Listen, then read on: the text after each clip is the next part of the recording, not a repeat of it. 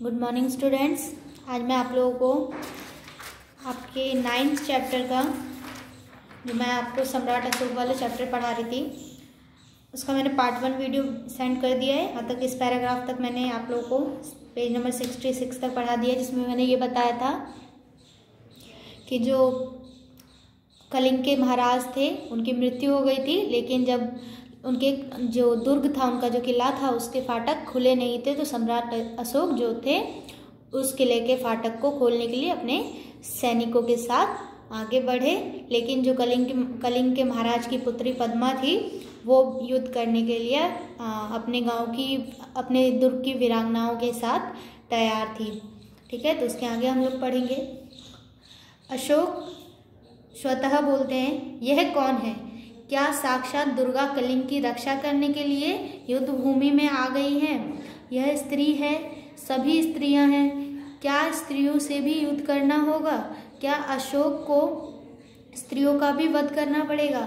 ना ना, मैं स्त्री वध नहीं करूंगा। मुझे विजय नहीं चाहिए। मैं यह पाप नहीं करूंगा। मैं शस्त्र नहीं चलाऊंगा। प्रकट सैनिकों, स्त्रियों पर शस्त्र ना उठाना। जो वहाँ पे सैनिक होते हैं, सैनिकों से भी बोल दिया जाता है कि किसी भी स्त्रियों पर शस्त्र नहीं उठाना है। आगे बढ़कर, तुम कौन हो देवी? अशोक बोलते हैं आगे बढ़कर, तुम कौन हो? पद्मा बोलती है, मैं कलिंग महाराज की कन्या हूँ। मैं हत्यारे अशोक की सेना से लड़ने आई हूँ। जब तक मैं हूँ, मेरी ये वीरांगनाएं हैं। कलिंग के भीतर कोई कदम नहीं रख सकता। कहाँ है अशोक? कहाँ है मेरे पिता का हत्यारा? मैं उससे द्वंद्व युद्ध करना चाहती हूँ। अशोक बोलते हैं फिर, अशोक तो मैं ही हूँ राजकुमारी, दोषी मैं ही हूँ, परंतु तुम स्त्री हो, तुम्हारी सखियाँ स्त्री हैं, मैं स्त्री पर शस्त्र नहीं चलाऊंगा। पद्मा बोलती है, क्यों महाराज? अशोक, शास्त्र की आज्ञा है कि राजकुमारी पद्मा, और शास्त्र की आज्ञा है कि तुम निरपराधियों की हत्या करो। शास्त्र की आज्ञा है कि तुम अपनी विजय लालसा पूरी करने के लिए लाखों माताओं की गोदें सूनी कर दो, लाखों स्त्रियों की मांग का सिंदूर उजाड़ दो, फूंक दो उस शास्त्र को जो तुम्हें यह सिखाता है। मैं तुमसे शास्त्र सीखने नहीं आई हूँ, युद्ध करने आई हूँ। अपने सिपाहियों से कहो तलवार उठाए। कलिंग की स्त्रियां तुमसे कुछ नहीं चाहती, केवल युद्ध चाहती है। अशोक सिर झुका लेते हैं। पद्मा फिर बोलती है,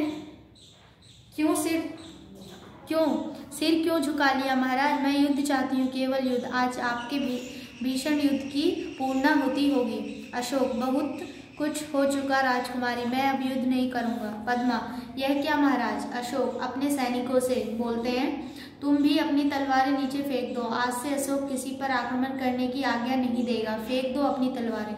सब सैनिक अपने तलवारों को फेंक देते हैं। पद्मा फिर बोलती है आगे बढ़कर, मैं भुलावे में नहीं आ सकती महाराज, मैं तुमसे युद्ध करूंगी। मैं भूखी सिंहनी हो रही हूँ, मुझे अपनी पिता की हत्या का बदला लेना है।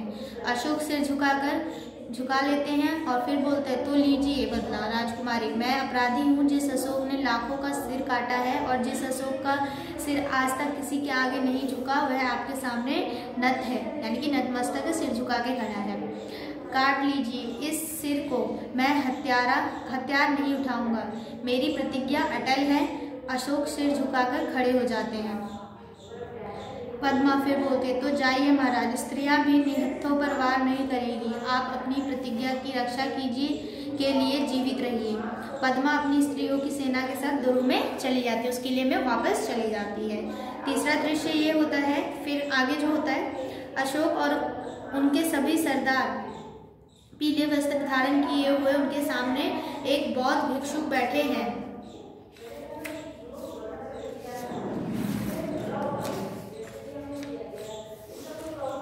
बौद्ध भिक्षुक अशोक से, कहो मैं प्रतिज्ञा करता हूँ कि जो बौद्ध भिक्षुक आते हैं कुछ, उनको प्रतिज्ञा दिलाने के लिए अशोक को, कि वो कभी भी अब शस्त्र नहीं उठाएंगे।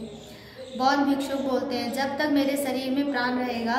अशोक भी यही दोबारा दोहराते हैं, जब तक मेरे शरीर में प्राण रहेगा। फिर भिक्षुक भी बोलते हैं, अहिंसा ही मेरा धर्म होगा। अशोक फिर बोलता है हिंसा ही मेरा धर्म हुआ।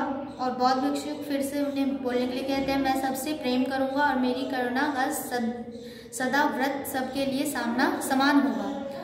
बौद्ध भिक्षु प्रतिज्ञा करो कि जब तक जीवित रहूंगा अपनी प्रजा की भलाई करूंगा, सब प्राणियों को सुख और शांति पहुंचाने का प्रयत्न करूंगा, सब धर्मों को समान दृष्टि से देखूंगा। अशोक भी ये दोहराते हैं मैं प्रतिज्ञा करता हूँ कि जीवन भर आपकी आज्ञा का पालन करूंगा।